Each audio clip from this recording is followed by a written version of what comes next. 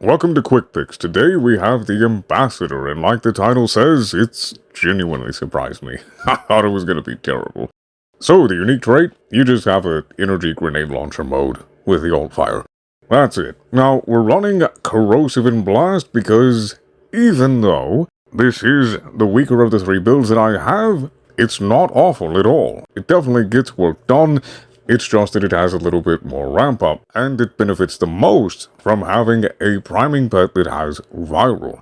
So, Corrosive, and then crit chance, more crit chance because it's abysmal starting at 14 crit chance, crit damage, multi-shot, that for the crit inherit from the pet, primary deadhead for obvious reasons, and then of course blast. And we have them here. We have these instead of the 60/60s, so that way we can have a higher blast rating, albeit it's not, that much higher. It still makes a difference. Honestly, it's whatever at this point.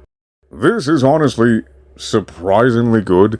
This is the one that I prefer to use genuinely. I did not expect it to do that much damage to an Acolyte. Truthfully. I didn't.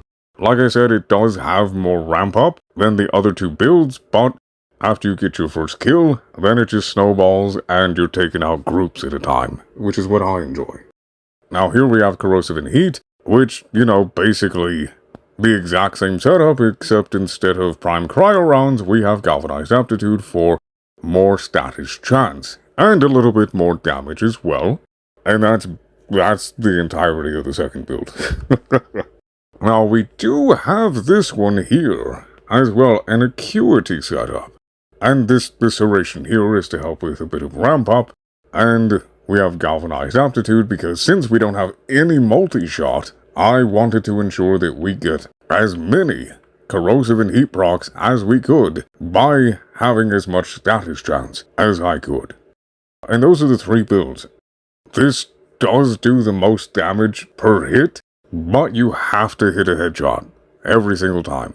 It also does good damage for the alt fire, provided that you hit a headshot.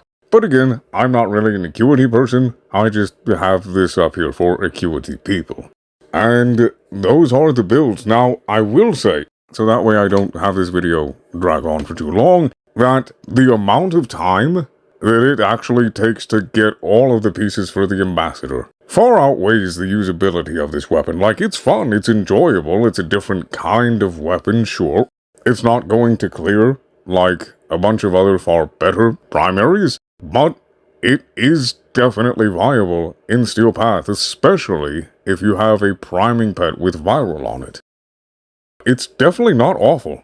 It is far from awful. I just think the amount of time that it takes to get it, and then the payoff that you get for actually building it, is definitely unequal. That's a chopped ratio. But it can definitely do some serious damage, and you'll be able to run survival with it, and exterminate, and all the other rest of the missions, although I would definitely recommend against trying to take down Demolists with it. I would not recommend that. But it is fun, and I personally think, just for the aspect of fun and variety, that this is worth putting the time into, just to have something a little different. And its accuracy is, well, comparable to how it shoots, like a laser beam. So that's actually very nice. But anyway, that's the build, y'all. I hope y'all have a good day, a good night, and would y'all like to see more Helldivers content? I'm curious. Let me know in the comments below. May RNG be in our favor.